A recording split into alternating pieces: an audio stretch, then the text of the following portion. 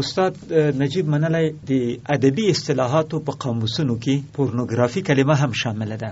البته دا کلمه اکثره وخت په منفي نقد کې هم استعمالي شي، که خصوصا په داستان کې داسې خبرې چې موږ په اخلاقي لحاظ د جنسي اخلاقو په حساب شو نه ګڼو، نو ممکن کره کتونکي ورباندې د پورنوګرافي تور ولګوي. خو په هر حال تور لګول خو اسانه وي، خو که چرته په دې کلمه باندې بحث وشي، اول به په دې وغږیږو چې پورنوګرافي څه ده.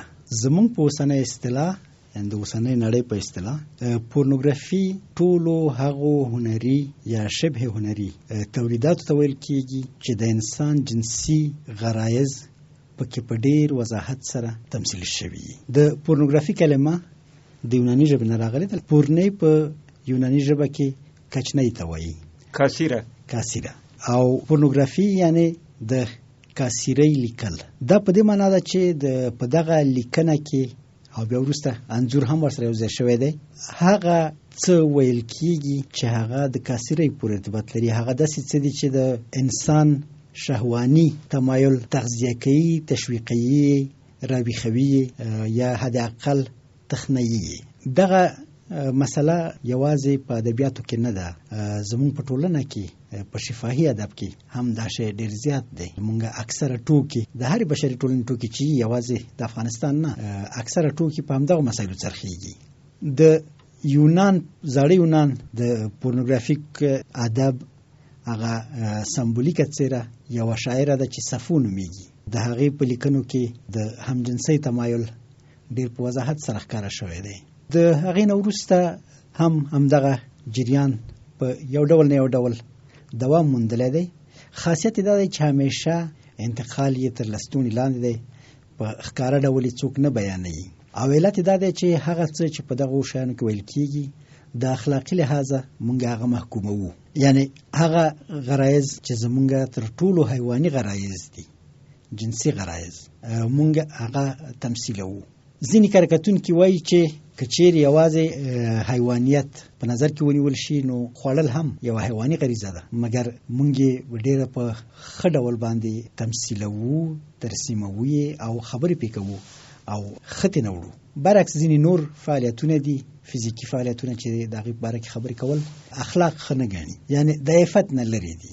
دلته د حدودو مسله مطرح کېږي چې تر کومه حده یوه خبره د عفت نه لرې ده. استاد منلی، مخکې له دې چې تاسې په حدودو خبرې وکړئ، که چېرته د دنیا د ادبیاتو تاریخ ته وګورو، ډېر ځله په یوه اثر باندې په یوه ټولنه کې په یوه زمانه کې ټاپه لګېدلي چې دا په اخلاقي لحاظ سم اثر نه دی، خو بیا په یو بله زمانه کې په یوه بله ټولنه کې یو بل وخت بیا دغه ټاپه ورباندې نه لګېږي.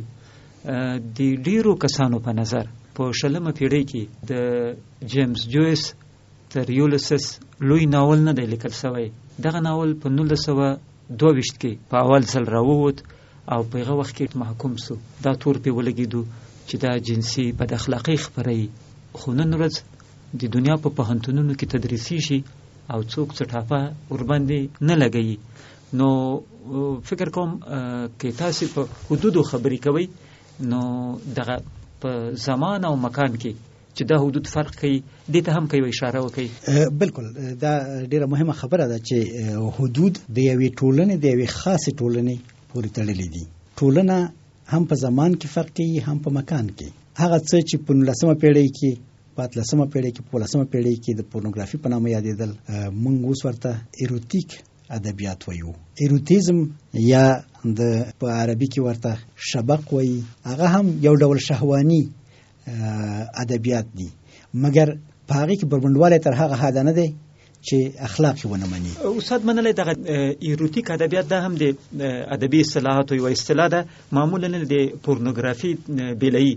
تاسې په شدت کې فرق وکړو، خو که زه په دې کې البته یو خبره وکم، کله چې وویل شي چې دا پورنوګرافیک ادبیات دي، نو مینه یا روحي او عاطفي رابطه دا سترګو ته نه درېږي.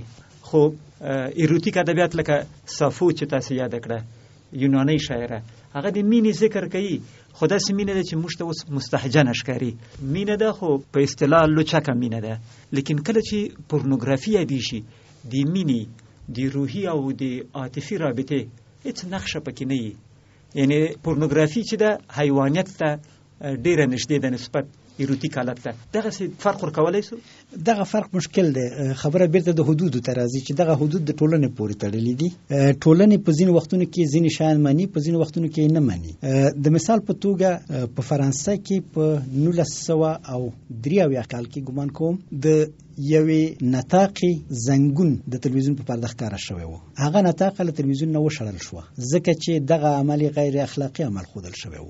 مګر د تیرو 10 کلونو ټولنیز تحولات دې حد ته رسیدلی دي چې اوس کاملا بربنډې ښځې د تلویزیون په صحنه ظاهریږي، هغه په داسې وخت کې چې ماشومان ورته ناستي او په چا باندې دا بدنه لګیږي. یعنی هغه 10 کاله پخوا چې څه بد ګڼل کېدل نن په هغې ټولنه کې هغې ته بد نه ویل کېږي.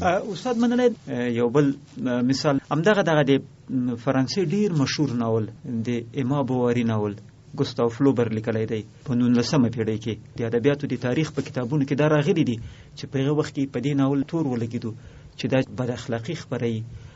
ما اوس موږ په افغانستان کې هم لولو او دا ټاپه نور باندې لګوو.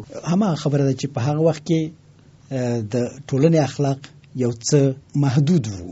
همدغسې زمونږ په ټولنه کې ځینې کلمات، ځینې الفاظ داسې دي چې موږ ورته وایو چې د قلم د عفت نه لري دي. د قلم عفت څوک ټاکي؟ دا هم د ټولنې پورې تړلې خبره ده. یو ساده مثال به راواخلو. زمونږ په لنډیو کې ډېرې د مینې خبرې کېږي. دا د مینې خبرې د شدت په تله یې کوتلو له ډېرې سپېڅلې یا له ډېرې بې آلایشه مینې نه تر ډېرو غلیظو انځورونو پورې زموږ په لنډیو کې راځي. مګر کوم شی دی چې موږ هغه په پورنوګرافیک ادب کې حسابولی شو، کوم شی په ایروتیک ادب کې حسابولی شو، او کوم شی په لیریک یا تغزلي ادب کې حسابولی شو. سبا به بیا کډې بارېږي. د دښت ګلان به ستا لمنې بویوینه. دلته د لمنې بویول زموږ دپاره یو عادي تصویر دی، مګر جنسي ارتباط ورته ډېر په اسانه ورکولی شو. خو الفاظو کې داسې څه نشته چې موږ دغه جنسي اړخ جواد پکې وګورو. که د دې نه لږ ورخه ورتېر شو، د لونګین په لړ راخیژه، شپه په سینه کړه، خرڅ له خولې غواړه مینه. دلته بیا هم همدغه جنسي مسایل دي، مګر په داسې ظریفانه ډول ویل شوي دي چې بیا هم زموږ دپاره په کامل ډول د منلو وړ دي. که تر دې لږ ورخه ورتېر شو، کور کې د باڼه د کشمالو دی ځکه د بوی د پرتوګاخ له غوټې زینه. دلته صراحت پکې ډېر زیات دی، او چون دغه صراحت زیات دی موږ دغه لنډۍ په هر ځای کې نشو ویلی. نن یې زه دلته وایم شاید چې ډېر زیات اوریدونکي د دې په مقابل کې یو څه عکس العمل ښکاره کړي. مګر بیا هم هغه څه چې موږ د قلم عفت بولو یا د ژبې عفت بولو هغه پکې تر پوښتنې لاندې دی راغلی. مګر نور ډېر زیات لنډۍ داسې لرو چې په هغې کې دغه عفت نه دا کېږي، او د هغې مثال هم زه دلته نشم ویلی. دا زموږ په ټولنه کې دي، همدغسې په نورو ټولنو کې هم. نو د پورنوګرافي او د ایروتیزم ترمنځ کرښه د زمانې او د مکان د شرایطو پورې تړلې دي. ځینې شیان موږ د پورنوګرافي په حد کې ګڼو. د خوشحال بابا په کلیاتو کې یو تعداد داسې شعرونه شته چې کاتبانو کلمې پکې حذف کړي دي، د کلمو په ځای پکې ټکي لیکلي دي، په دې خاطر چې دغه کلمې قلم نه لیکل کېږي، مګر خوشحال بابا په خپل شعر کې استعمال کړي دي. استاد منلی په دې کې بیا زه یو بل څه ویل هم غواړم. خوشحال بابا دا کار کړی دی او په فارسي کې د سعدي په کلیاتو کې یا مولانا ګلستان کې دا یو څه ستا داسې خبرې چې موږ معمولا په جرأت سره نه وایو، لیکن هغه ته بیا دوی یو نوم ورکړی دی زموږ په خپل ادب کې حاصلیات ورته وایو. بیا کله کله ما لوستي دي د خوشحال یو غزل چې له سره تر پایه همدا حاصلیات دي، بیا په اخر کې دا وایي چې دا یو قسم تعلیم دی. یو دا خبره کوي خوشحال ثنایي هم همداسې یو څه لري، وایي چې دا زما حاصل نه دی، تعلیم دی. دا د موږ په سیمه کې په ادبیاتو کې دا شی شته. خو حاصلیاتو خصوصیت دا دی چې په حقیقت کې لکه ځینې ټوکي لرو، ځینې ټوکي دي چټي ټوکي دي، په هغه کې داسې کلمې دي چې معمولا نه وایو په عام مجلس کې. په هغه کې داسې کلمې دي چې جنسي اړخ لري او د کنځلو اړخ لري. خو کله چې بیا ایروتیکو ادبیاتو ته راځو، هلته د جنسي روابطو ډېرې منظرې دي. دا حاصلیات صرف سړی خندوي، لیکن هلته د خندا خبره نشته. په ایروتیک ادب کې د جنسي تحریک خبره ده. البته په ایروتیک ادب کې یو څه عاطفي رابطه سته، لیکن په هغه پورنوګرافي چې هغه کې عاطفي رابطه هم مطرح نه ده، هغه حیواني روابط چې تاسو ورته وایي سم دغه یو شی دی. زه فکر کوم د خوشحال ځینې شعرونه یا د سعدي ځینې شعرونه دغه ته موږ خپل اصطلاح وکارو، حاصلات یې وبولو، ایروتیک ادب او پورنوګرافي ونه بولو، دا به بهتره نه وي. هر څه پکې شته. حاصلات اکثره د توهین او تحقیر لپاره راځي، مګر ډیر ځله داسې دي چې هغه حاصلات نه دي. که چیرې مونږ د عبید زکانی کلیات واړو، حاصلات پکې شته، مګر پورنوګرافي هم پکې شته او ډیره جوته پورنوګرافي پکې ده. نو دغه د ایروتیزم او د پورنوګرافي ترمنځ فاصله یو په احساساتو کې ده، یو په غلظت کې ده چې تر کومه حده د احساس او د شهوت ترمنځ فرق کوو، او بل بیا دا زموږ د شهوت د حد پورې تړلې ده. په کومه ټولنه کې چې محرومیت زیات وي، هلته کېدای شي چې ډیر کم څه د شهوت د تحریک په نامه وګڼل شي. زمونږ ملا صاحبان کېدای شي چې حتی دا هم ډیر له اخلاقو لري وبولي چې یو څوک دی لوڅ مخ وګرځي. په کلی کې یو څوک هغه به په کور کې چرګ نه ساته، ویل به چې دا ښه خبره نه ده، دا نامحرم دی. نو دا فرق لري حالات. استاد منله ایروتیک ممکن هنري جنبه هم ولري، خو په بل کې ذهن دې ته تیار دی چې هنر پکې ونه وینو. دا اوس چې زه ته په کومه زمانه کې یو که پورنوګرافي وایو نو منظورم دی چې دا هنر نه لري، اسې چټیات دي. او که چیرې ایروتیک وایو نو وایو چې ممکن هنر ولري یا ونه لري. په دې اوسنی حالت کې دغه یو دریځ نشته په ادبیاتو کې. څنګه دغه فرق هم پکې کولای شو کنه؟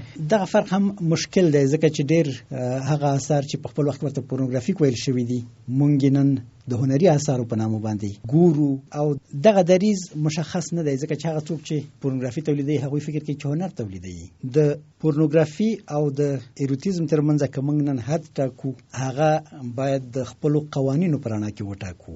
نن هغه څه په نړیواله سطحه ممنوع دي یا لاسرسی ورته محدود دی چې په هغې کې د ښځو د حقوقو د نړیوال کنونسیون په اساس یا د ماشومانو د حقوقو د نړیوال کنونسیون په اساس بشري کرامت هغه څه نوي ساتل شوی لکه چې باید وساتل شي. نو په دغه اساس په اکثر ټولنو کې یو لړ آثار دي چې که هنري یا غیر هنري هغه بېله خبره ده چې د 13 کلونو نه کمې نشي لیدلی یا د 14 کلونو نه کمې نشي لیدلی، او ځینې اثار داسې دي په ځینو ټولنو کې چې بیخي منع دي. زموږ په ټولنه کې پورنوګرافي کاملا منع ده، او دا د قباحت تر عنوان لاندې کېدای شي چې د عدلي مجازات لاندې هم راشي. نو په دې خاطر دغه حدود ټاکل ډیر آسان کار نه دی، مګر بیا هم هغه خبر ته راځو چې هنریت یو خوا، ښکلا یو خوا، د انسان غرایز بل خوا. هغه څه چې دلته مطرح دي هغه دا دی چې تر کومه حده یوه ټولنه